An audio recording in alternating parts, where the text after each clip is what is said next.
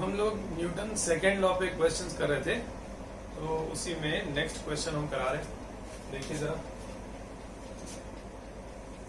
ये एक रॉड है और इस रॉड का मास है कैपिटल एम और टोटल लेंथ है कैपिटल एल। ये पूरा यहां से यहां तक का लेंथ भी दिया है, मास भी दिया है। अब इस रॉड पे दो फोर्सेस लगाए जा रहे हैं। इधर की तरफ एक फोर्स लगा रहे हैं F1 और इधर की तरफ एक फोर्स लगा रहे हैं F2। दो फोर्सेस हो गए। अच्छा, ये जो रॉड है इसका मास यूनिफॉर्मली डिस्ट्रीब्यूटेड है। जैसे नहीं कह रहे थे पिछले क्लास में, जब रोप होती थी तो मास बोलते थे ना यूनिफॉर्मली डिस्ट्रीब्यूटेड है, वैसे ही इस रॉड का जो मास है कैपिटल एम, वो पूरे रॉड में यूनिफॉर्मली डिस्ट्रीब्यूटेड है। ऐसा नहीं कि कहीं ज्यादा है कहीं कम है, ऐसा कुछ। इधर से F1 इधर से F2 दो फोर्सेस लगा दिए अलग अलग मैग्नीट्यूड का। जैसे कि मान लीजिए ये 40 है तो ये 30 है, अलग अलग मैग्नीट्यूड का। तो ऐसे कैसे? पहले तो बात होती थी कि बराबर मैग्नीट्यूड का फोर्स लगाना होगा ना दोनों तरफ। नहीं, मासलेस होता था वो जो स्ट्रिंग होता था, वो मासलेस होता था। कोई मासलेस बॉडी है तो उस पर नेट फोर्स होना जरूरी है। ये मासलेस थोड़ी है, इसमें तो मास भी है, तो इस पे जरूरी नहीं कि नेट फोर्स जीरो ही हो। अलग अलग मैग्नीट्यूड का फोर्स लगाया जा सकता है। इधर अलग अलग मैग्नीट्यूड का दो फोर्स लगा दिए, तो ऑब्वियसली इनमें से जो बड़ा होगा, मान लो F1 अगर बड़ा है F2 से, तो ये आगे की तरफ एक्सेलरेट कर रहा होगा। नहीं, एक्सेलरेशन होगा कुछ। अच्छा, क्वेश्चन ये है, पूछा है इसमें कि इस रॉड के अंदर टेंशन कहां पर कितना होगा, टेंशन बताना है। दो बातें, पहला तो ये कि जब आइडियल स्ट्रिंग होता था तो उसके हर पॉइंट पे हम लोग टेंशन सेम मान लेते थे, सही बात है, और उसके पीछे लॉजिक देते थे कि मासलेस है इस वजह से ये हो रहा है। मासलेस होता था अगर, तो एक एंड पे जितना फोर्स लगाते थे, कहीं भी टेंशन निकालना होता तो उतना ही आता था, क्योंकि उतने का फ्री बॉडी डायग्राम बनाएंगे तो वो हिस्सा भी मासलेस होगा, तो उस पर भी नेट फोर्स जीरो होना चाहिए, ऐसे बात करते थे। लेकिन अब यहाँ पर क्या है कि इसमें मास है और ये एक्सेलरेट कर रहा है। तो अब यहाँ जरूरी नहीं कि यहाँ जितना टेंशन है उतना ही यहाँ पर जो फोर्स लगा रहा है उतना ही टेंशन यहाँ पे हो, या कुछ भी हर अलग अलग जगह पे टेंशन अलग अलग हो सकता है। पिछले क्लास में भी एक क्वेश्चन हम लोग किए थे रोप वाला, जिसमें रोप के अलग अलग पॉइंट्स पे टेंशन अलग अलग आ रहा था, है ना। वैसे इसमें भी अलग अलग पॉइंट पे टेंशन अलग अलग हो सकता है। अच्छा, कहां पर कितना टेंशन होगा इस पे बात करने जा रहे हैं। तो लेट अस सपोज यहां से x दूरी पर टेंशन बताना है, यहां पर टेंशन बताना है अगर, है ना। इस पॉइंट पे कुछ नाम रख देंगे, इस पॉइंट का नाम है P मान लेते हैं, यहां से x दूरी पे है। क्वेश्चन का स्टेटमेंट लिख दीजिए, find tension eight point P वाले पॉइंट पे टेंशन बताना है, ठीक है ना। चलिए तो देखिए कैसे सॉल्व कर रहे हैं हम। सबसे पहले तो ये सिस्टम आगे की तरफ एक्सेलरेट कर रहा होगा, तो कितने एक्सेलरेशन से आगे की तरफ जा रहा होगा वो एक्सेलरेशन लिख लेते हैं। तो वो तो बड़ा आसान है, एक्सेलरेशन कैसे लिखेंगे, नेट फोर्स अपॉन मास, है ना। तो नेट फोर्स कितना है, इधर F1 इधर F2, तो F1 minus F2 net force हो गया अपॉन मास। तो एक्सेलरेशन आ गया कितना, A is equal to F1 minus F2 upon capital. ठीक है, ये बात हो गई। अब यहां का अगर टेंशन बताना है तो हम क्या कर रहे हैं, इतने पार्ट का FBD बनाने जा रहे हैं। तो देखो यहां से लेके यहां तक इतना जो हिस्सा है इसका हम FBD बनाने जा रहे हैं। ये हो गया बॉडी, इधर से F2 फोर्स से इसको खींच रहे थे। यहां पर जितना टेंशन होगा उसी टेंशन फोर्स से ये जो आगे का हिस्सा है वो पीछे वाले हिस्से को अपनी तरफ खींच रहा होगा, आगे की तरफ खींच रहा होगा। ये हो गया T, इसको T मान लिए।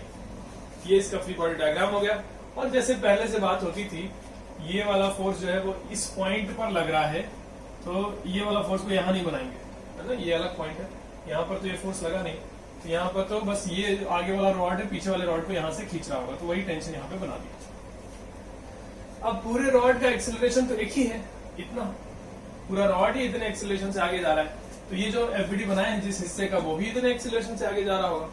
तो हम नेट फोर्स को मास इनटू एक्सेलरेशन लिखने जा रहे हैं, है ना। नेट फोर्स कितना है, T आगे पीछे F2, तो T minus F2 is equal to इसका मास इनटू एक्सेलरेशन। इसका मास कितना है, तो पूरे L लेंथ का मास था M, तो X लेंथ का मास कितना होगा, यूनिटरी मेथड से बता सकते हैं ना। X लेंथ का मास हो जाएगा M by L, mass per unit length into length, M by L into X, है ना। यूनिटरी मेथड से ऐसे कर सकते हैं ना कि एल लेंथ का मास है m, तो वन लेंथ यूनिट लेंथ का मास कितना हुआ m/l, तो x लेंथ का मास कितना हुआ इंटू एक्स, ये हो गया मास इंटू एक्सेलरेशन। ये वाला एक्सेलरेशन का वैल्यू यहाँ पुट कर दीजिए, t के लिए सॉल्व कर लेंगे तो आंसर आ जाएगा। चलिए देखते हैं कितना आ रहा है। तो t minus f2 is equal to हो गया कितना m/l x टाइम्स a की जगह पुट कर दिए f1 minus f2 upon m, ये m और m कैंसिल हो जाएगा, f2 को इधर ले जाएंगे, इधर लिख दे रहे t will be equal to f2 plus x/l times this much, x/l times f1 minus f2, ऐसा आ जाएगा। तो एक बार इसको और फर्दर लिख देते कितना आ रहा है ये, दिस इज इक्वल टू कितना, ये LF2 माइनस XF2, तो L minus x times F2 और प्लस XF1 अपॉन L, ये आया टेंशन इस पॉइंट पर, ठीक है ना, ऐसे कर सकते हैं। अच्छा एक चीज आपने यहाँ नोटिस किया होगा कि यहाँ पर हम टेंशन बता रहे थे जब, तो हमने इधर के इतने पार्ट का फ्री बॉडी डायग्राम बना और सॉल्व कर लिया। कोई कहे कि सर इस तरफ का फ्री बॉडी डायग्राम क्यों नहीं बनाए, इसका भी तो बना सकते थे इतने पार्ट का, तो हाँ वो भी कर सकते हैं, सेम आंसर आएगा, कोई अंतर नहीं है। एक बार हम लिख दे रहे हैं उसको भी, अगर इसको लिखते तो कैसे सॉल्व करते हैं। तो अगर इतने का फ्री बॉडी डायग्राम बना रहे होते, ये पूरा रॉड था, है ना, इधर से खींच रहे थे F2 से, इधर से खींच रहे थे F1 से, है ना, एक्सेलरेशन इतना था जितना लाए थे हम लोग, है ना, आगे की तरफ एक्सेलरेशन इतना माने थे। चलिए यहां से x दूरी पर ये पॉइंट P था, जैसा कि क्वेश्चन है, हम अगर इतने का एफबीडी बनाते इस वाले पार्ट का, तो देखो कैसा बनता, इसको ड्रॉ कर लिए, फोर्सेस ड्रॉ कर रहे हैं, ये हो गया F1 और पीछे का रॉड इस वाले आगे वाले रॉड को अपनी तरफ खींच रहा होगा T से, जितना टेंशन है उतने फोर्स से, और नेट फोर्स को ma मास इंटू एक्सेलरेशन लिखते, तो F1 minus T is equal to इसका मास इंटू एक्सेलरेशन। तो इसका मास है कितना, तो इसका लेंथ है L माइनस एक्स, तो मास कितना होगा, मास per unit length into length, ये तो हो गया इसका मास इंटू एक्सेलरेशन। एक्सेलरेशन जो लाए थे हम लोग F1 minus F2 upon m, ये हुआ। अब यहां से m और m कैंसिल कर लिए, तो यहां से t कितना है, t को इधर ले जाएंगे, बाकी सबको इधर ले आएंगे, तो t will be equal to F1 ये है, इसमें माइनस किए, बाकी सब कितना L minus x upon L times F1 minus F2 है इतना। अब देखते हैं इसको फर्दर सॉल्व करते हैं, ये देखो कितना हो जाएगा, t इज इक्वल टू, यहां पर है L into F1 minus L into F1, एक टर्म तो कैंसिल होगा, फिर और क्या बचा, नीचे L है, ये minus minus plus x into F1 आएगा, x इंटू F1 आया, ये चीज बना, फिर ये L minus x into minus minus plus L minus x into F2 आया, अपॉन में L आया, है ना, वही चीज आ रहा है कि नहीं, देखो x F1 यहाँ पर भी, हाँ ठीक है, सेम चीज आ रहा है, सेम आंसर आएगा, जितना टेंशन होगा वही ना आएगा, चाहे जैसे भी सॉल्व करें, सॉल्व हम अपने तरीके से कर सकते हैं, आंसर तो वही आना ही चाहिए। तो इधर का एफबीडी बना के भी कर सकते हैं, आगे इधर का एफबीडी बना के भी कर सकते हैं, जैसे भी करेंगे ये आंसर हम लोग ला सकते हैं, है ना।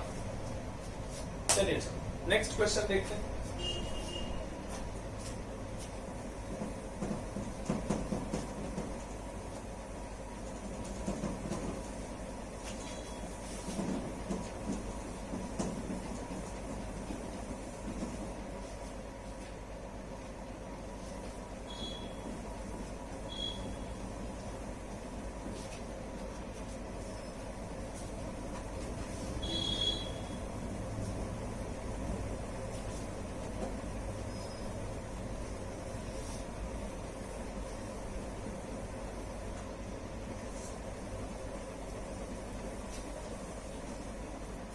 चलिए, तो अगला क्वेश्चन हम बना रहे हैं। यहां पर एक स्प्रिंग बैलेंस है, ये स्प्रिंग बैलेंस हो गया है ना, और इसके दोनों तरफ ऐसे पुली के ऊपर से धागा ले आए, पुली फिक्स है ये वाला, दोनों पुली ये फिक्स कर लिए। धागे के दूसरे एंड पे यहां पर एक ब्लॉक है, यहां पर भी एक ब्लॉक है ना, और मान लीजिए ये ब्लॉक है 2 kg का, ये वाला ब्लॉक है 4 kg का, ठीक है, ऐसे हैंग कर दिए। तो क्या होगा इसमें? अच्छा, ये जो स्प्रिंग है ये आइडियल है ना, तो क्या होगा अभी इसमें? तो ये होगा ये कि ये सिस्टम जो है वो आगे की तरफ एक्सेलरेट करेगा, सही बात है, आगे की तरफ एक्सेलरेट करेगा, ये इधर की तरफ जाएगा, ऊपर जाएगा, इधर हैवी है इधर हल्का है ना, इस वजह से ऐसे चलेगा। पहले एक बात करते हैं, देखिए हमने कहा कि ये जो स्प्रिंग है ये मासलेस है, आइडियल है। मासलेस स्प्रिंग है तो दोनों तरफ से अलग अलग मैग्नीट्यूड का फोर्स तो लगा नहीं सकते ना, कोई मासलेस बॉडी है इधर से और इधर से अलग अलग मैग्नीट्यूड के फोर्स से उसको नहीं खींच सकते, सेम मैग्नीट्यूड के फोर्स से खींचना होगा। यहाँ पर देखो इधर 4 kg इधर 2 kg हैंग किए हुए हैं, कैसे सेम होगा? इधर से ज्यादा फोर्स इधर से कम फोर्स है, 20 न्यूटन से खींच रहे हैं इधर, अर्थ इसको इधर खींच रहा है 20 न्यूटन से और इधर खींच रहा है 40 न्यूटन से, बराबर कैसे होगा? नहीं, देखो होता क्या है, हम कह रहे हैं इस स्प्रिंग के दोनों तरफ सेम फोर्स होना चाहिए। स्प्रिंग को इधर जितने फोर्स से खींचा जा रहा है और इधर जितने फोर्स से खींचा जा रहा है वो सेम होना चाहिए। इसका मतलब कि ये जो धागा है, इस धागे में जितना टेंशन है, इस धागे में जितना टेंशन होगा उतने से ही खींचेगा ना। मान लो ये टेंशन अगर कुछ टी है, तो इस वाले धागे में टेंशन अगर टी है, ये टी फोर्स से इसको आगे खींच रहा है, तो इस वाले धागे में भी टेंशन टी ही होना चाहिए, सेम होना चाहिए, इसको भी उतने ही फोर्स से स्प्रिंग को पीछे खींचना होगा, बराबर मैग्नीट्यूड के फोर्स से दोनों को पीछे आगे पीछे होना पड़ेगा। मतलब इसमें टेंशन जितना है इसमें टेंशन उतना होना ही पड़ेगा, तब ना दोनों बराबर होंगे। तो ये जो हम कह रहे थे कि 40 न्यूटन का फोर्स से अर्थ नीचे इधर खींच रहा है, 20 न्यूटन के फोर्स से इधर खींच रहा है, वो अर्थ फोर्स जो लगा रहा है वो किस पर लगा रहा है? धागे पर थोड़ी लगा रहा है, वो तो ब्लॉक पर लगा रहा है ना। इस ब्लॉक को नीचे खींचा जा रहा है 40 से, इस ब्लॉक को नीचे खींचा जा रहा है 20 से, लेकिन क्या टेंशन इसमें 40 है क्या धागे में? नहीं ना, ऐसा तो है नहीं। इसमें टेंशन जरूर 40 से कम होगा। कैसे मालूम? क्योंकि अगर इसमें टेंशन 40 न्यूटन के बराबर हो जाएगा तो ये तो इक्विलिब्रियम पे आ जाएगा, नीचे 40, ऊपर टेंशन भी अगर 40 के बराबर हो तो रुक जाएगा। ये क्या रुकेगा क्या? इधर भारी है इधर हल्का है, रुकेगा थोड़ी ना, नीचे भागेगा। तो इसका मतलब कि इसमें टेंशन 40 से कम होना चाहिए, तब ना नीचे जाएगा, है ना। ऊपर की तरफ जो फोर्स है टेंशन वो छोटा होना चाहिए, नीचे नीचे नीचे की तरफ 40 है वो बड़ा होना चाहिए, तब ना नीचे जाएगा। वैसे इधर की बात करें अगर, तो धागे में यहाँ जो टेंशन है वो 20 से बड़ा होना पड़ेगा, 20 नहीं होगा, 20 से बड़ा होगा, तब नहीं ऊपर जाएगा। टेंशन ऊपर खींच रहा है, 20 न्यूटन नीचे की तरफ फोर्स है, अर्थ खींच रहा है, और हम जानते हैं ऊपर जाने वाला है क्योंकि इधर हैवी है, ऊपर जाएगा। इसका मतलब कि ऊपर वाला फोर्स नीचे वाले फोर्स से बड़ा होना चाहिए, मतलब टेंशन जो है इस धागे में वो 20 से बड़ा होना चाहिए, है ना। तो ऐसे नहीं सोचना चाहिए कि इसमें टेंशन 20 है इसमें टेंशन 40 है, ऐसा नहीं है। इसमें जो टेंशन है 40 से कम है, इसमें जो टेंशन है वो 20 से ज्यादा है, 40 से कम 20 से ज्यादा, दोनों टेंशन बराबर हो सकते हैं और होंगे, होना पड़ेगा। क्यों होना पड़ेगा? क्योंकि ये मासलेस है, ये मासलेस है तो इसके दोनों तरफ से फोर्सेस बराबर होने पड़ेंगे। मतलब इस धागे में जितना टेंशन है वो फोर्स और इस धागे में जितना टेंशन है वो फोर्स बराबर होना ही पड़ेगा। कितना है वो निकाला भी जा सकता है, सॉल्व करके पता किया जा सकता है ना। वही हम लोग करने जा रहे हैं। अच्छा रुको, इस क्वेश्चन से अलग पहले एक बात याद दिलाते हैं आपको, फिर वापस इसमें आएंगे। क्वेश्चन सॉल्व, अभी क्वेश्चन लिखे भी नहीं, लिखेंगे फिर सॉल्व करेंगे, रुक जाओ। पहले एक और बात करते हैं, दूसरी बात। शुरू में जब हम लोग स्ट्रिंग के बारे में बात कर रहे थे कि धागा कैसा होता है, आइडियल स्ट्रिंग कैसा होता है, तो उसमें हम मासलेस होने के 3 प्रॉपर्टीज बताए थे और बोले थे कि जो धागा है, आइडियल जो स्ट्रिंग होता था उसके दोनों तरफ बराबर मैग्नीट्यूड के फोर्स होना पड़ेगा। इधर से अगर F लगा रहे तो इधर भी F लगाना होगा, दोनों तरफ बराबर मैग्नीट्यूड का फोर्स लगाना होगा। और इसका एक्सीलरेशन कुछ भी हो सकता है। ये नहीं सोचना कि दोनों तरफ बराबर मैग्नीट्यूड का फोर्स है तो एक्सीलरेट कैसे करेगा, नहीं, इसका एक्सीलरेशन कुछ भी हो सकता है, 1, 2, 10, 20, 100, एनीथिंग, इनफाइनाइट, कुछ भी हो सकता है। क्यों हम लोग ऐसे बोले थे, net force is equal to mass into acceleration. तो net force, sorry acceleration a, net force is 0, mass is 0। अब एक्सीलरेशन का वैल्यू कुछ भी होगा तो ये इक्वेशन सेटिस्फाई कर जाएगा। 1 होगा तो भी सही है, 2 होगा तो भी सही है, 100 होगा तो भी सही है, कुछ भी हो सकता है। इस बात को उस समय सुनने में जरूर लग रहा होगा, इमेजिन करने में जरूर लग रहा होगा कि ये कैसे हो सकता है। क्यों इमेजिन करने में, पहले हम तो बता दें कि इमेजिन करना इसको मुश्किल क्यों लग रहा है। इसको इमेजिन करना मुश्किल इसलिए लग रहा है क्योंकि रियल लाइफ में मासलेस कोई चीज होती ही नहीं। हमने कोई चीज ऐसी देखी ही नहीं जो मासलेस हो, है ना, जिसमें मास ही ना हो। ऐसी कोई चीज हम देखे ही नहीं आज तक, तब ना इमेजिन कर पाएंगे कि हाँ उसके जैसा। तो ऐसा तो कुछ होता है, थ्योरेटिकल कॉन्सेप्ट है ना कि मासलेस हो जाएगा कोई बॉडी, इसलिए इसको इमेजिन नहीं कर पा रहे आप। लेकिन सही है, इक्वेशन मैथमेटिक्स तो यही बता रहा था अभी कि अगर कोई बॉडी है वो मासलेस है, दोनों तरफ से बराबर मैग्नीट्यूड का फोर्स से खींचा भी जाए, नेट फोर्स उसके ऊपर 0 भी हो तो भी वो एक्सेलरेट कर सकता है। और ये कोई बहुत वैसी बात नहीं, हम अभी आपको दिखा देते हैं, एक एग्जाम्पल में दिखाते हैं। देखो, इसके अलावा एक एग्जाम्पल पहले करेंगे फिर इस पे वापस आएंगे। देखो जरा, मान लीजिए ये 2 ब्लॉक्स हैं, सिंपल सी बात है, 2 ब्लॉक्स है, बीच में धागा बंधा हुआ है ना, और इनका कुछ मास है। मान लेते हैं इसका मास है 1 kg, इसका मास कुछ यही ऐसे कुछ है 2 kg, इसका मास है 4 kg, और 8 न्यूटन के फोर्स से इधर खींच रहे हैं, कुछ 8 न्यूटन का फोर्स मान लेते या 12 न्यूटन, चलो 12 न्यूटन के फोर्स से खींच रहे हैं। इसमें मास है, इसमें मास है ना, एक तरफ खींच रहे हैं 12 न्यूटन के फोर्स से। ये तो ठीक है, ये तो ठीक है। कोई कहे कि इस धागे में टेंशन पहले पता कर लेते हैं, सॉल्व कर लेते हैं, धागे का टेंशन कितना है, कर ही सकते हैं। देखो कैसे, पहले तो इसका एक्सीलरेशन लिख लेते हैं कितना है, तो नेट फोर्स अपॉन, मान लो पूरा एक ही तो बॉडी है ना, पूरा एक साथ चल रहा होगा सब कुछ, ये दोनों साथ में अगर चल रहे हैं तो उनको एक ही बॉडी मान सकते हैं। तो इस पूरे बॉडी का मास हो गया कितना, 6 kg। अब ये 6 kg का मास है, 12 न्यूटन के फोर्स से खींच रहे हैं, तो एक्सीलरेशन कितना होगा, पूरे सिस्टम का एक्सीलरेशन 12/6 दैट इज 2 मीटर पर सेकंड स्क्वायर, एक्सीलरेशन हो गया। अब केवल इसका एफबीडी बना दे रहे 2 kg वाले का, इस पे टेंशन फोर्स आगे है, नीचे mg, ऊपर नॉर्मल। 2 kg वाले का एफबीडी बना दिया, और एक्सीलरेशन आगे की तरफ कितना आया है, 2 मीटर पर सेकंड स्क्वायर। तो नेट फोर्स, जिधर फोर्स माने हैं उधर की तरफ का एक्सीलरेशन ये है, सॉरी उल्टा बोले, जिधर एक्सीलरेशन माने हैं उधर की तरफ का नेट फोर्स को एम लिखा जाए। तो एक्सीलरेशन आगे माने x में, x वाला फोर्स t है, तो t is equal to mass इसका कितना है 2 kg, है ना, मास इनटू एक्सीलरेशन इज 2 मतलब 4, टेंशन आ गया 4, इस धागे में टेंशन है 4, है ना। अब एक बात सुनो, अब एक कंक्लूजन सुनो, क्या कह रहे हैं। इस धागे में अगर टेंशन 4 है तो ये धागा इस वाले ब्लॉक को आगे की तरफ खींच रहा होगा 4 न्यूटन फोर्स से, इतने से, और ये धागा इस ब्लॉक को इधर की तरफ खींच रहा होगा। धागा हमेशा अपनी तरफ खींचता है, तो इसको अपनी तरफ मतलब पीछे की तरफ खींच रहा होगा, कितने से, 4 न्यूटन फोर्स से। अब एक बात देखिए, अगर इस धागे का ही एफबीडी बनाए, सिर्फ ये जो धागा इसका एफबीडी बनाए, ये ब्लॉक इसको अपनी तरफ खींच रहा होगा। देखो धागे ने इस ब्लॉक को अगर आगे खींचा है 4 न्यूटन के फोर्स से, तो ये ब्लॉक भी इस धागे को पीछे खींचेगा 4 न्यूटन के फोर्स से, एक्शन रिएक्शन पेयर।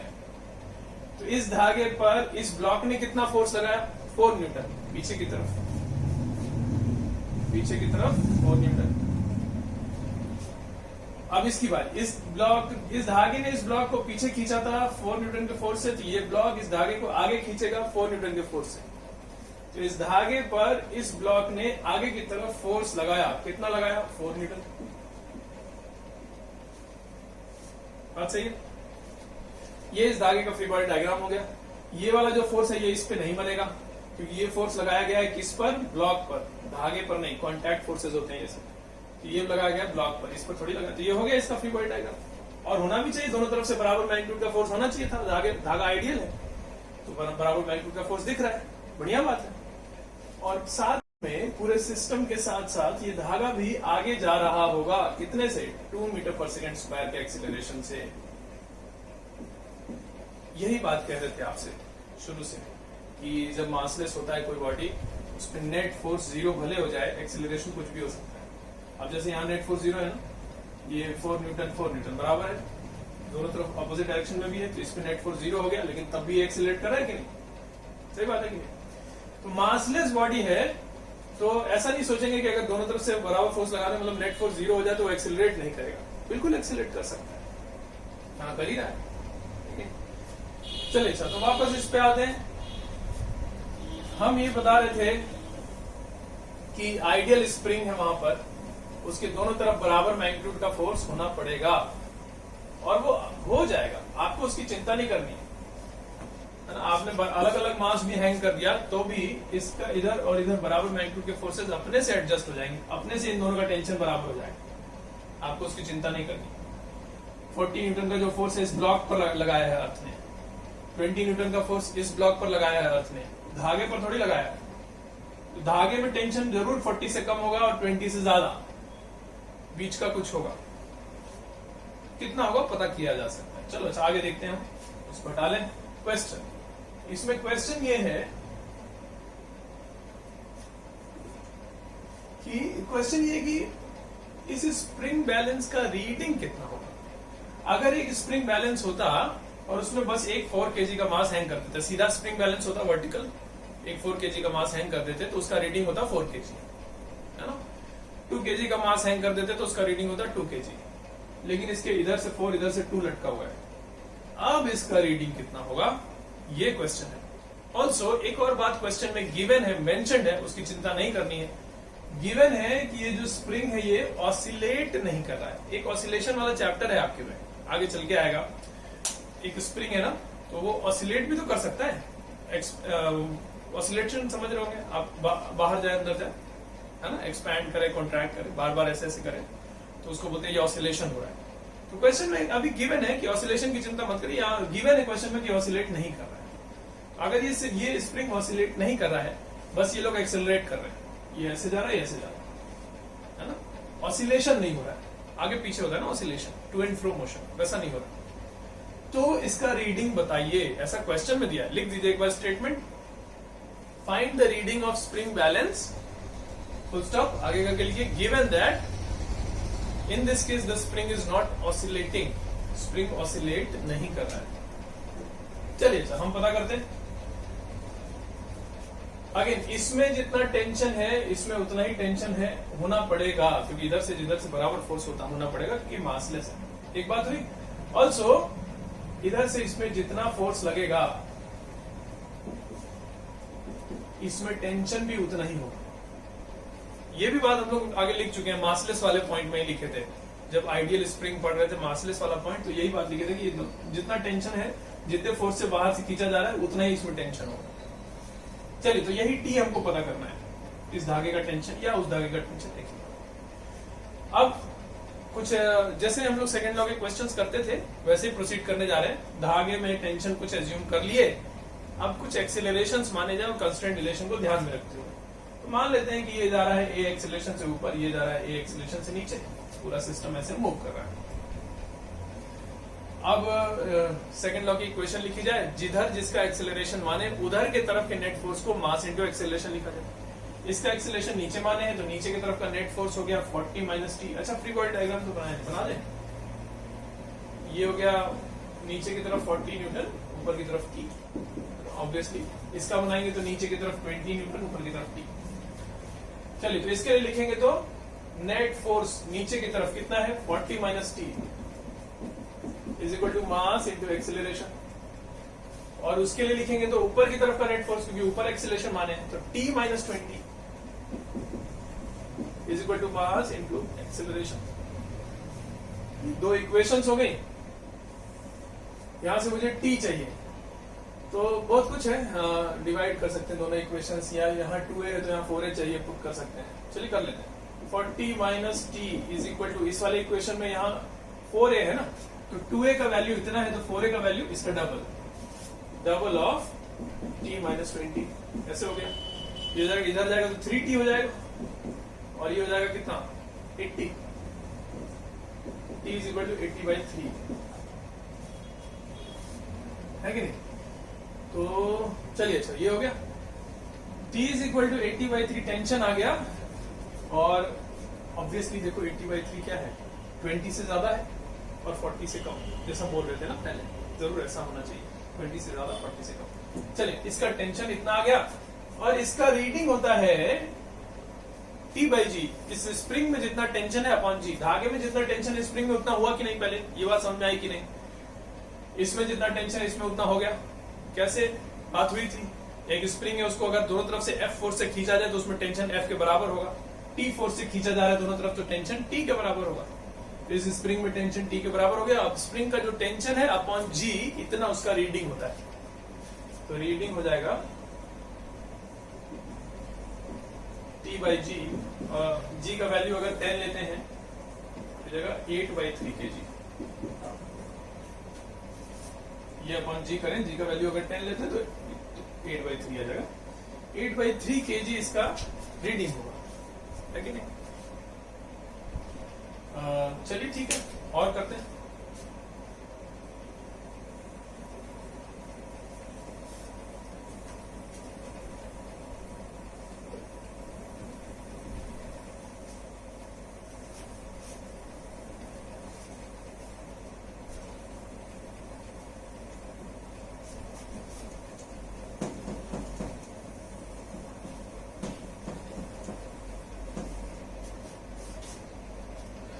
नेक्स्ट,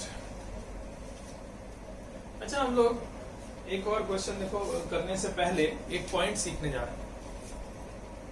पहले एक बात सीखते हैं, देखिए जरा,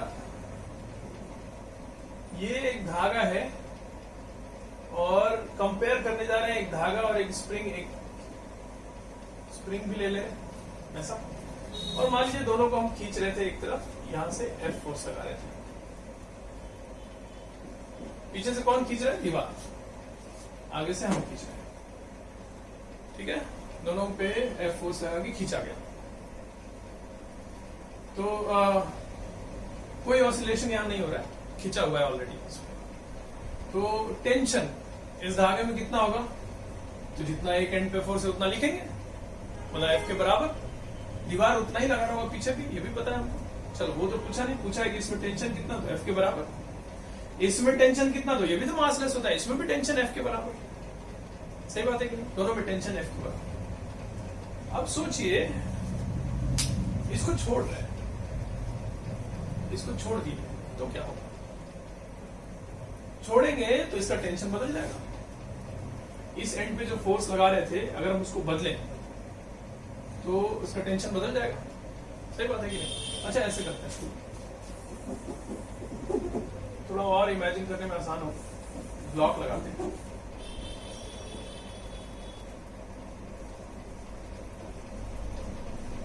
F4 से खींच रहे थे, ग्राउंड पे रखा है ये सब, F4 से खींच रहे थे, तो सोचो क्या होगा, इसको छोड़ेंगे, ब्लॉक का क्या होगा, ब्लॉक वहीं का वहीं रहेगा, है ना, धागे से बंधा है ब्लॉक, ऐसे खींच रहे थे, इसको छोड़ दिए, क्या ब्लॉक भागेगा, क्या कहीं नहीं भागेगा, वहीं का वहीं रहेगा।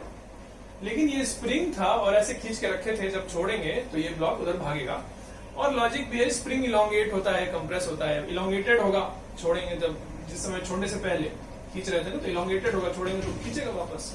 लेकिन धागा तो ऐसा है नहीं, धागा तो ऐसा नहीं कि अंदर खींचेगा और क्या करेगा, जब तक खींच रहे थे हम तब तक वो भी टेंशन था धागे में, जैसे ही छोड़ेंगे इसमें टेंशन खत्म हो जाएगा, धागा ढीला हो जाएगा, ऐसा थोड़ी कि एक्सीलरेट करेगा इधर, नहीं, है ना, ऐसा होता है ना, ये तो इमेजिन कर ही सकते हो, धागे से बांधे किसी चीज को ऐसे खींचे छोड़ेंगे तो वहीं रुका रहेगा ना ब्लॉक, उधर थोड़ी भागेगा। चलिए वापस आते हैं हम लोग, कह रहे थे कि जैसे ही इस फोर्स को खत्म करेंगे, इसको हटाएंगे, जैसे इस फोर्स को लगाना बंद किए, इसको खींच रहे थे, जैसे छोड़ा जाएगा, इसका टेंशन, धागे का टेंशन तुरंत चेंज हो जाएगा, तुरंत चेंज हो जाएगा। क्या टाइम लगेगा क्या, ऐसा तो है नहीं, तुरंत चेंज हो जाएगा, जैसे ही छोड़ेंगे, हमने ये फोर्स लगाया था, ये हटाया, तो ये फोर्स भी तुरंत बदल जाएगा। अच्छा कोई कहे नहीं सर थोड़ा टाइम लगने वाला है, थोड़ी देर में बदलेगा, तो गलत बात हो जाएगी। कैसे, देखो हमने तो ये फोर्स बंद कर दिया, इसको जो खींच रहे थे ये वाला फोर्स से खींच रहे थे एफ फोर्स से, हमने तो इसको बंद कर दिया, और कोई कहे नहीं अभी थोड़ी देर बाद इसका टेंशन चेंज होगा, तो क्या गड़बड़ होगी? ये फोर्स बंद कर दिए और धागा अभी भी खींच रहा है इसको, तब तो इसका एक्सीलरेशन आ जाएगा कुछ, तो ये एक्सीलरेट करने लगेगा, इधर जाके दीवार में लड़ जाएगा। ऐसा थोड़ी होगा, ऐसा तो होता नहीं है। मतलब जैसे ही मैंने ये फोर्स बंद किया, धागे का टेंशन बंद, खत्म। जो धागे का टेंशन होता है वो एक जरूरत पड़ने पर लगने वाला फोर्स होता है। जब जरूरत होती तो लगेगा, नहीं जरूरत होगी नहीं लगेगा, है ना। सोचो वही बात है कि ये दीवार है, ये धागा है, ये ब्लॉक है, ऐसे रख दें, इसको खींचे ही ना, इधर की तरफ हम ब्लॉक को ना खींचे, बोले धागे में टेंशन बताओ, ऐसे रखा हुआ है सिस्टम, तो नहीं है टेंशन, धागे में कोई टेंशन नहीं होगा इस समय, है ना। क्यों नहीं होगा? कोई सेंस नहीं, धागा को खींच कौन रहा है, धागे में तनाव कहां से आएगा, कोई सेंस ही नहीं, तो धागे में कोई टेंशन नहीं होगा इस समय। लेकिन जैसे ही हम इसको खींचना शुरू करेंगे, धागे में टेंशन आ जाएगा, जरूरत पड़ेगी तो आ जाएगा टेंशन, है ना। नहीं जरूरत थी तो नहीं लग रहा था टेंशन, जरूरत पड़ने पर लगने वाला फोर्स होता है ये। एनीवे चलिए, तो इसको बंद करेंगे तो टेंशन तुरंत खत्म हो जाएगा। ऐसे खत्म नहीं बोले, ऐसे बोले चेंज हो जाएगा। पहले कितना था, एफ था, चेंज होके कुछ और हो जाएगा। इसमें क्या होगा, क्या जैसे ही ये फोर्स बंद करेंगे, पहले से हम खींच के रखे थे इसको, जैसे ही इसको छोड़ेंगे, मतलब ये फोर्स हटाएंगे, जिस फोर्स से खींच रहे थे वो छोड़ दे, मतलब हटा दे, जैसे ही इसको हटाएंगे तो क्या स्प्रिंग एकदम से तुरंत रिलैक्स हो जाएगा, नेचुरल लेंथ पे आ जाएगा तुरंत? क्या टाइम नहीं लगेगा? क्या टाइम लगेगा। जैसे इसको छोड़ेंगे तो ये पीछे जाएगा, ये धीरे धीरे स्प्रिंग इलांगेटेड तो धीरे धीरे रिलैक्स होगा, तो रिलैक्स पोजीशन तक जाने में, मतलब इसको यहां से यहां तक जाने में, जब तक स्प्रिंग नेचुरल लेंथ पर आएगा उस समय तक जाने में इसको कुछ तो टाइम लगेगा। ब्लॉक एक्सीलरेट करते हुए जाएगा, इसका एक्सीलरेशन लिख सकते हो आप, इसका टेंशन जितना है अपॉन इसका मास, नहीं एक्सीलरेशन पता चल जाएगा। एनीवे इसको कुछ तो टाइम लगेगा इसके नेचुरल लेंथ तक ले जाने के लिए, स्प्रिंग को वापस से रिलैक्स होने में कुछ टाइम लगेगा। मतलब इसका टेंशन चेंज होते होते होता है, और जबकि इसका टेंशन तुरंत से चेंज हो जाता है। जैसे ही ये फोर्स हटाए, धागे का टेंशन तुरंत चेंज हो जाता है। स्प्रिंग का टेंशन तुरंत चेंज नहीं हो पाता है, उसको टाइम लगता है। अच्छा, तो कोई बोले कि इसको, ये फोर्स को जब हटाया गया तो immediately after this action, immediately का मतलब जैसे ही इसको हटाए तुरंत बताइए इसका टेंशन कितना हो गया। स्प्रिंग का टेंशन जैसे ही इसको हटाए, तुरंत हटाने के तुरंत बाद कितना होगा? तो हम बोलेंगे हटाने के तुरंत पहले, इस फोर्स को बंद करने के तुरंत पहले, जब मतलब जब तक हम इसको खींच रहे थे तब तक टेंशन कितना था? F के बराबर। और जैसे ही इसको हटाया जाएगा इसका टेंशन कितना हो जाएगा? F के बराबर, मतलब जितना पहले था उतना ही होगा।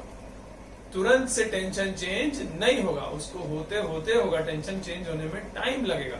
अच्छा, टेंशन चेंज कब होगा? जब ये ब्लॉक आगे बढ़े, मतलब कि ये स्प्रिंग का जो इलोंगेशन था वो कम हो, तब ना टेंशन कम होगा। और इसको आगे बढ़ने में कुछ तो टाइम लगेगा, भले कितना भी छोटा dt टाइम ही सही, लेकिन लगेगा तो सही ना, कुछ तो टाइम लगेगा थोड़ा सा भी आगे बढ़ने के लिए, है ना। तो जब तक ये थोड़ा सा भी आगे नहीं बढ़ा है, उसी समय पूछा है कि जैसे ही हटाए तुरंत बताओ, तो उस समय तो ये अभी आगे बढ़ा भी नहीं था, मतलब ये स्प्रिंग का इलोंगेशन जितना था पहले अभी भी उतना ही है ना। इसको छोड़ने से जस्ट पहले स्प्रिंग में जितना इलोंगेशन था, इसको छोड़ने के तुरंत बाद स्प्रिंग का इलोंगेशन तो उतना ही है, इसलिए स्प्रिंग में टेंशन उतना ही होता है ना। जबकि इसमें क्या था, इसको छोड़ते ही टेंशन बदल गया, इलोंगेशन वगैरह का चक्कर थोड़ी है इसमें। जैसे इसको छोड़े टेंशन बदल गया, इसमें क्या, जैसे ही छोड़े तुरंत टेंशन नहीं बदला, टाइम बीतेगा, कुछ dt टाइम बीता, ये थोड़ा आगे बढ़ा, जब ये आगे बढ़ा तो ये इलोंगेशन कम हुआ, तो इसका टेंशन चेंज हुआ, ये सब प्रोसेस है कि नहीं। ये सब आपसे बातें करके हम एक पॉइंट आपको बता रहे थे जिस पर क्वेश्चंस बनते हैं। पॉइंट क्या है? पॉइंट ये है कि स्प्रिंग के साथ जो बॉडीज अटैच्ड हैं, उन बॉडीज पर लगने वाला कोई फोर्स अगर हम चेंज करते हैं, अब जैसे स्प्रिंग के साथ ये बॉडी अटैच था, इस बॉडी पर लगने वाला ये फोर्स को अगर हम चेंज करेंगे, तो चेंज करते ही इमीडिएटली स्प्रिंग का टेंशन चेंज नहीं होता है। स्प्रिंग के टेंशन को चेंज होने में कुछ टाइम लगता है, इमीडिएटली चेंज नहीं हो जाता है, कुछ टाइम लगेगा, भले छोटा सही लेकिन लगेगा टाइम। जबकि धागा क्या है, धागे के साथ अगर कोई बॉडीज अटैच्ड है, उन बॉडीज पर लगने वाले फोर्सेस को चेंज किया जाए तो धागे का टेंशन तुरंत से चेंज हो जाता है ना। इन दोनों में ये एक डिफरेंस है जिस पे बेस करके क्वेश्चंस बनते हैं। ऐसा किया जाए, नोट करके एक बात लिखा जाए, फिर इससे रिलेटेड क्वेश्चंस करेंगे। चलिए NOT नोट करके पहला पॉइंट लिखिए। When force is applied on the bodies attached with an ideal string माने धागा, change tension in the string changes immediately। ठीक है, ये एक बात लिख दी हम लोग कि जब धागे के साथ जो बॉडीज अटैच्ड है उन बॉडी पे लगने वाला कोई फोर्स को चेंज करते हैं तो धागे का टेंशन तुरंत चेंज हो जाएगा। एक बात हुई। और दूसरा पॉइंट लिखिए, when forces apply, दूसरा पॉइंट लिख रहे हैं नोट का हम लोग, when forces applied on bodies attached with an ideal spring change tension in the spring does not change immediately। immediately change नहीं होता है धागे का टेंशन, सॉरी स्प्रिंग का टेंशन इमीडिएटली चेंज नहीं होता। चलिए ये नोट लिखे, नोट के 2 पॉइंट्स लिखे आप, इसके बारे में और इसके बारे में। अब हम लोग इस पे बेस्ड क्वेश्चंस कैसे होते हैं, थोड़ा क्वेश्चन देखते हैं और उनको सॉल्व करने की कोशिश करते हैं। चलिए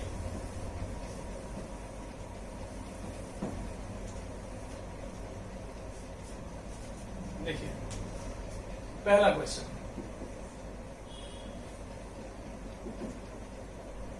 ये एक स्प्रिंग है, ये ब्लॉक है, ये धागा, ये ब्लॉक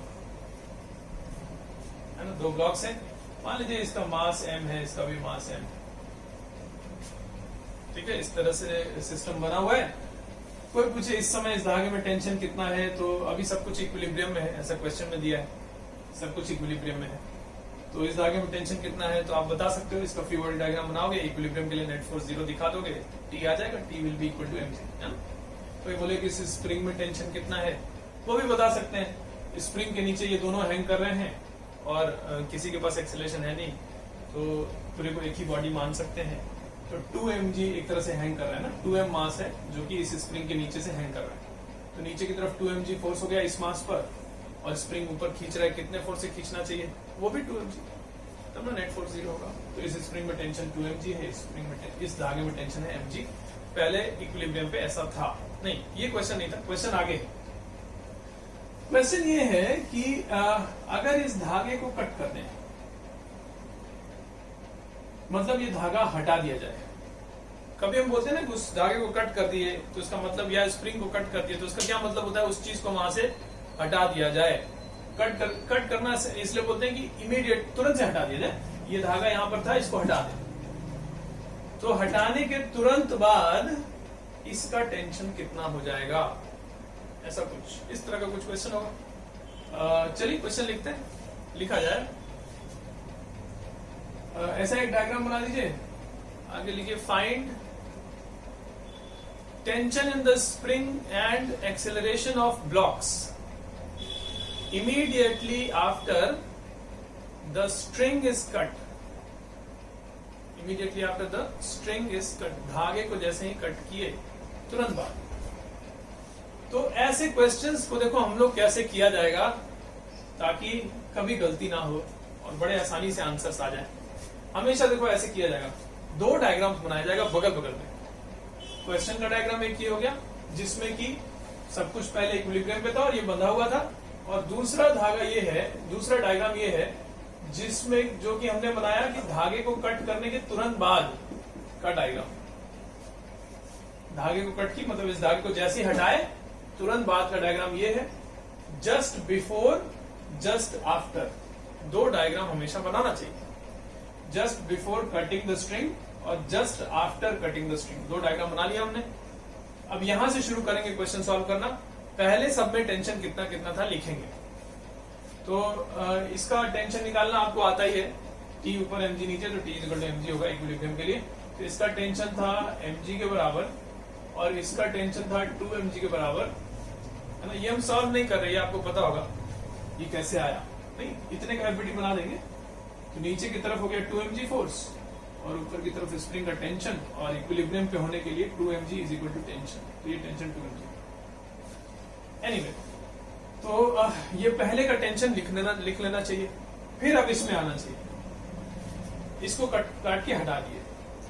तो इस स्प्रिंग का टेंशन जस्ट बिफोर और जस्ट आफ्टर सेम होगा, यही नोट लिखे हम लोग।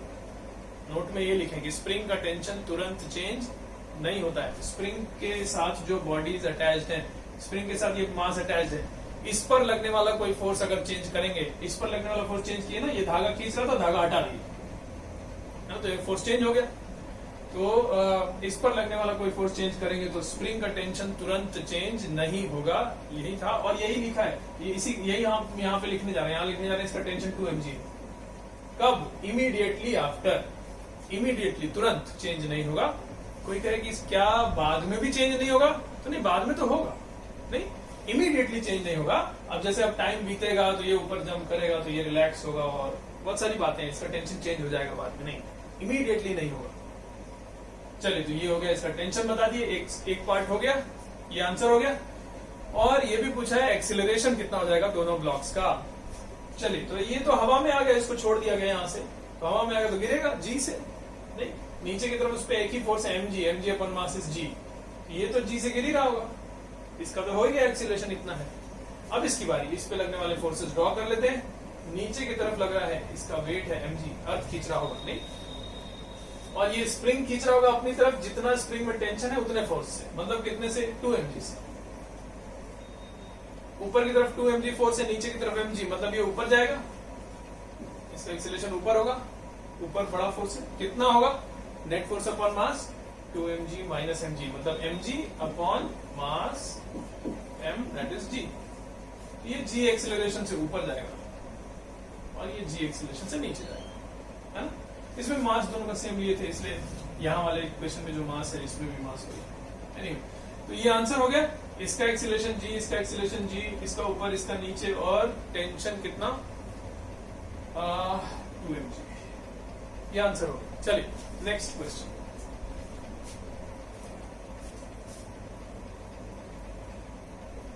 चेंज करते हैं।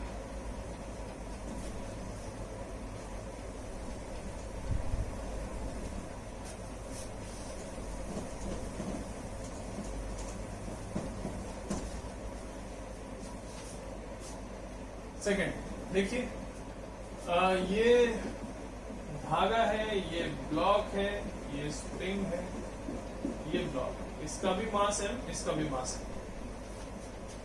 है ना। इसमें भी वही करना है कि धागे को कट करने के तुरंत बाद स्प्रिंग में टेंशन और दोनों ब्लॉक्स का एक्सेलरेशन बताना है। क्वेश्चन लिख दीजिए, find tension in the string and acceleration of blocks immediately after string is cut. धागे को कट करने के तुरंत बाद। तो ऐसे में जस्ट बिफोर का ये डायग्राम है और जस्ट आफ्टर का ये डायग्राम। जिसको कट कर दिए, क्वेश्चन में कहने का मतलब होता है उसको हटा दिए, तो इसको हटाने के तुरंत बाद ये हो गया। अब पहले का टेंशन लिख लेते हैं, सब में कितना कितना था। तो इसमें टेंशन कितना, तो ये इक्विलिब्रियम पे है तो mg और टेंशन बराबर, तो इसमें टेंशन mg के बराबर था। और इसमें टेंशन बताने के लिए पूरा इक्विलिब्रियम पे है ना, पूरे सिस्टम को एक ही बॉडी ले लेते हैं, तो 2 mg नीचे, ऊपर टेंशन बराबर, तो इसमें टेंशन था 2 mg। पहले का लिख लिए, बाद का बताना है। और स्प्रिंग के साथ जो बॉडीज अटैच है, इस बॉडी पे लगने वाला फोर्स, धागे वाला फोर्स हटा दिए, चेंज कर दिए। तो ऐसा करने से स्प्रिंग में टेंशन तुरंत चेंज नहीं होता है, जितना पहले था उतना ही होगा, तो हम उतना ही लिख दिए। ये आंसर हो गया।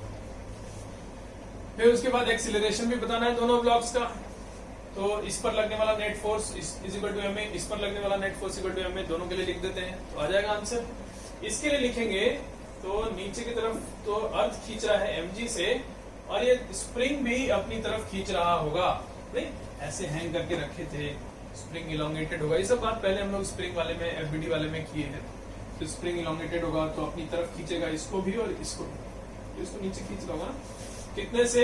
तो जितना स्प्रिंग में टेंशन है उतने से। तो स्प्रिंग में टेंशन कितना है? mg के बराबर, तो इतने से खींच रहा होगा। तो मतलब इस ब्लॉक पर देखा जाए तो दो फोर्सेज है नीचे की तरफ, अर्थ भी खींच रहा है और स्प्रिंग भी खींच रहा है। ये mg 2mg, जिसका एक्सेलरेशन नीचे की तरफ होगा कितना 2mg net force upon mass is m, this is equal to 2g। इसका एक्सेलरेशन नीचे की तरफ 2g हो जाएगा, है ना। उस तरह से इसका एफबीडी बनाए तो स्प्रिंग खींच रहा होगा अपनी तरफ, अर्थ खींच रहा होगा अपनी तरफ, स्प्रिंग खींच रहा होगा अपने टेंशन से, अर्थ खींच रहा होगा m इंटू जी से, है ना। तो ये दोनों कैंसिल, इसका एक्सेलरेशन हो गया 0। ये t है, एक्चुअली t का मैग्नीट्यूड mg था, इससे बार बार हम mg लिख दे रहे हैं। ये इससे कंफ्यूज मत हो जाइएगा, हम यहाँ पे वापस लिख दे रहे हैं दिस इज t, है ना। t से खींच रहा होगा ना स्प्रिंग, जिसका मैग्नीट्यूड है mg, तो यहाँ पर भी लिख रहे हैं। यहाँ लिख चुके थे तो यहाँ नहीं लिख रहे थे इसे। चलिए ये हो गया और इसका एक्सेलरेशन हो गया 0, क्योंकि नेट फोर्स 0 है, ऊपर भी mg नीचे की तरफ भी mg, नेट फोर्स इज 0। तो ये हो गया आंसर सेकंड क्वेश्चन का, है ना। नेक्स्ट करते हैं।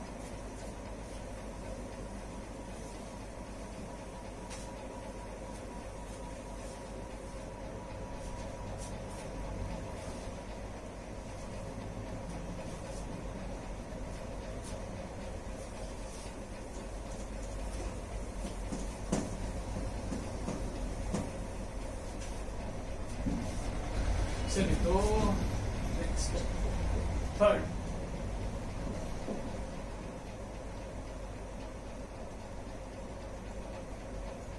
एक दो तीन,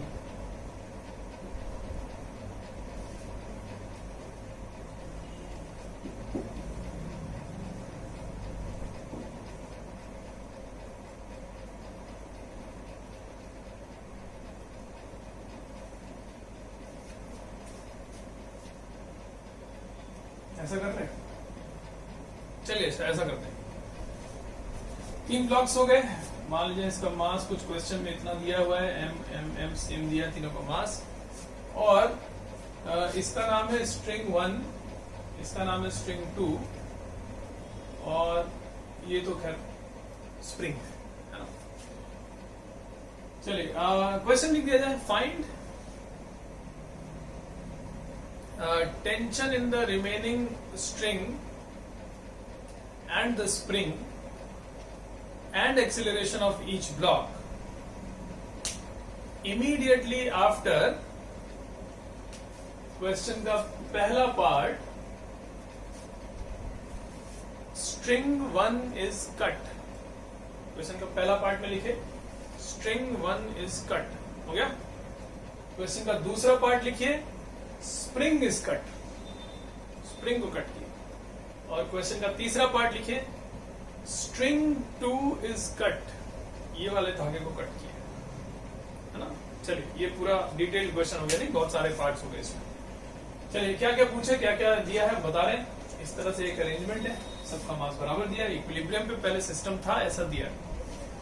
अब पूछा है कि इसको अगर काट दें तो इसमें टेंशन कितना, इसमें टेंशन कितना, इन तीनों का एक्सेलरेशन कितना कितना, पहला पार्ट हुआ। दूसरे पार्ट में पूछा है कि अगर इस स्प्रिंग को काट दें तो इसमें टेंशन कितना, इसमें टेंशन कितना, और तीनों का एक्सेलरेशन कितना।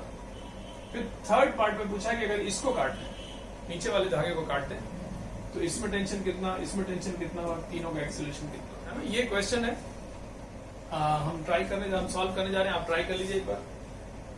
एक एक करके तीनों पार्ट्स सॉल्व कर रहे हैं। पहला डायग्राम बनाने जा रहे हैं, जस्ट बिफोर और जस्ट आफ्टर वाला। ये जस्ट बिफोर का डायग्राम हो गया, जस्ट आफ्टर इसको काट दिए तो इस काट देने का मतलब होता है क्वेश्चन में कि उसको हटा देना है, हटाने के बाद का ये डायग्राम हो गया, है ना। इसको इस धागे को हटाने के तुरंत बाद ये 2 डायग्राम्स हो गए। इस समय का टेंशन समय कितना है लिख दिया जाए, तो आप सॉल्व करके देख सकते हैं। इसका टेंशन आएगा mg, इक्विलिब्रियम के लिए इक्वेशंस लिखोगे सॉल्व कर सकते हो ना ये चीज, तो इसमें हम ज्यादा नहीं बोल रहे हैं, आपको पता है कैसे करना है। इसका टेंशन आएगा mg, इसका टेंशन आएगा 2mg, और सॉल्व करने पर इसका टेंशन 3mg आएगा। इक्विलिब्रियम की इक्वेशंस लिख के सॉल्व कर सकते हैं आप। इतने का फ्लूइड डायग्राम बना दीजिएगा, आंसर आ जाएगा। चलिए सबका टेंशन लिख दिए और नया डायग्राम बना दिया। इस स्प्रिंग में टेंशन जस्ट पहले जितना था अभी भी उतना ही होगा, 2mg था 2mg होगा। इमीडिएटली चेंज नहीं होता है।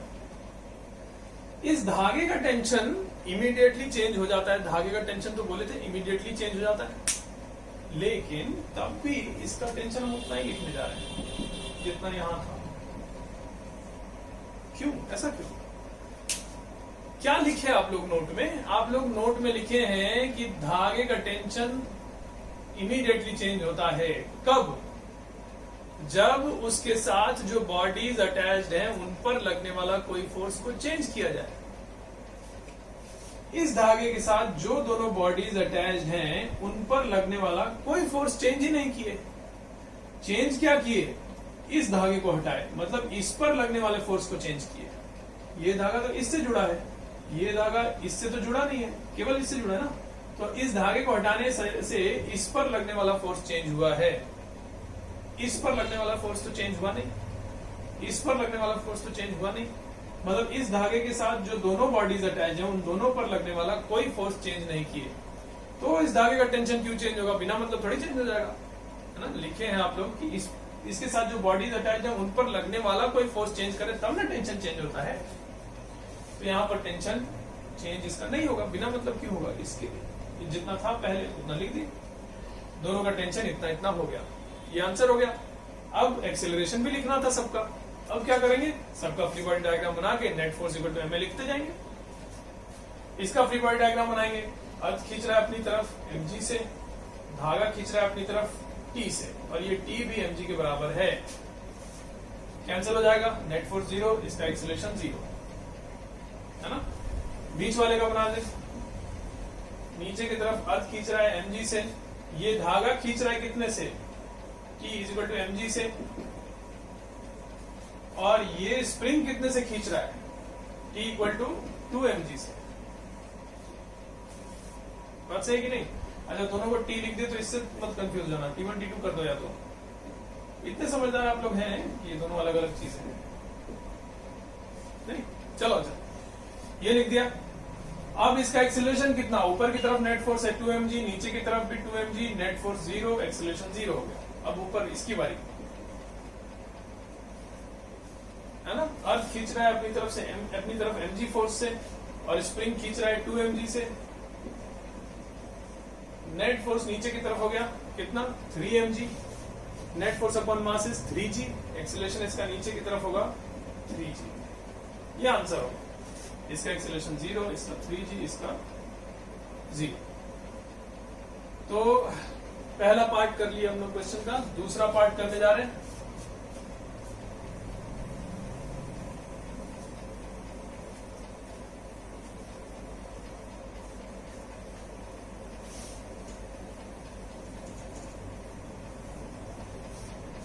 जिसमें कि इसको कट किया। चलिए, तो ये दूसरा पार्ट हो गया। जिसको कट किए क्वेश्चन में कहने का मतलब होता है उसको हटा दिए। तो इसको हटा दिए, हटाने की तुरंत बात करिए, डायग्राम है। अब टेंशन, जो ये धागा है इसमें टेंशन क्या पहले जितना लिख दें? नहीं, इसके साथ जो बॉडी अटैच है उस बॉडी पे लगने वाला यहां से जो फोर्स था उसको हटा दिए। देखो, स्प्रिंग ही हटा दिए, तो मतलब टेंशन चेंज हो जाएगा। तो कुछ अननोन मानना पड़ेगा। तो इसका टेंशन कुछ अननोन मान लिए, T1 मान लेते हैं। उस तरह से इसके साथ जो बॉडी अटैच है उसका उस पर लगने वाला फोर्स चेंज कर दिए, इसलिए इसका टेंशन भी चेंज हो गया, कुछ T2 मान लिया। अब कितना कितना होगा T1 और T2? तो देखो होगा क्या कि ये तो धागे से बंधा हुआ है, ये तो बस एक ब्लॉक है जो धागे से लटका हुआ है, तो उस पर तो नेट फोर्स 0 होना चाहिए, इक्विलिब्रियम पे होना चाहिए। मतलब T1 इज इक्वल टू इसका वेट, तब ना इक्विलिब्रियम पे आएगा ये।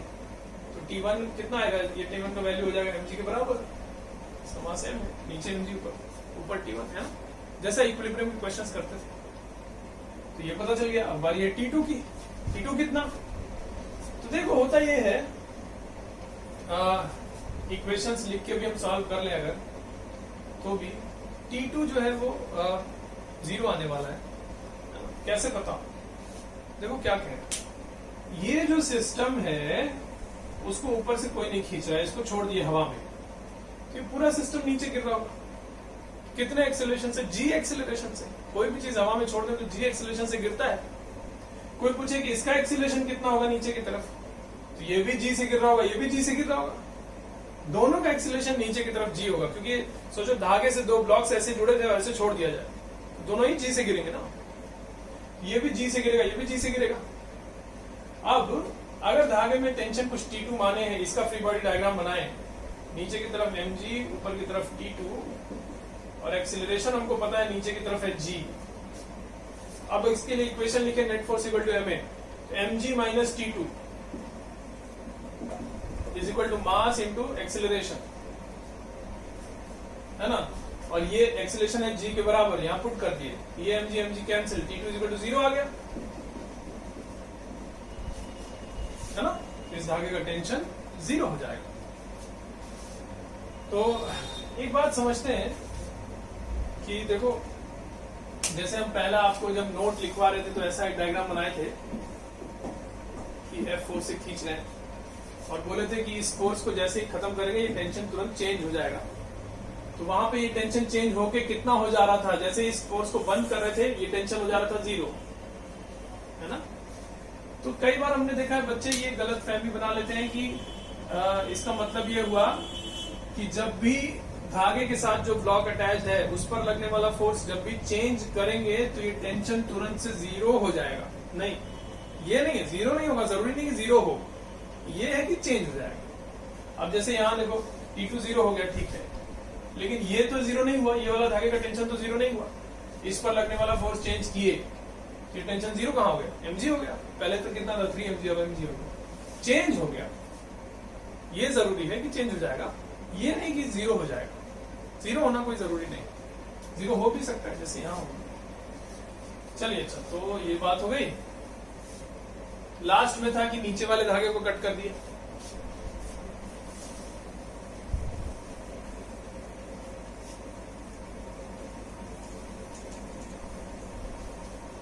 चलिए नीचे वाले धागे को कट करने जा रहे हैं। ये हो गया ब्लॉक, ये स्प्रिंग, ये ब्लॉक, जिस धागे को कट किए, कहने का मतलब उसको हटा देना है, हटा दीजिए।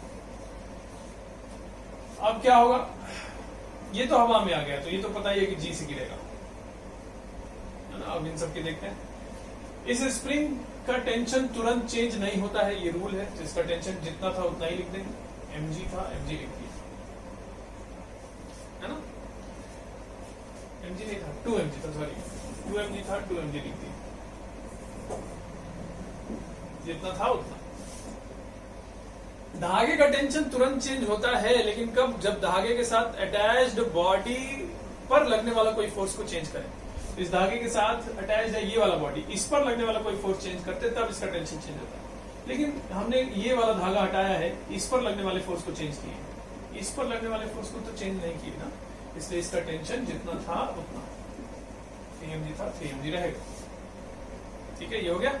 सबका टेंशन लिख दिया, सबका एक्सीलरेशन भी लिखना है, इसका एक्सीलरेशन इतना है। अब इसकी बारी, इस पर नेट फोर्स देखा जाए तो नीचे की तरफ अर्थ खींच रहा है mg से, ये स्प्रिंग खींच रहा है ऊपर की तरफ 2mg से, है कि नहीं। तो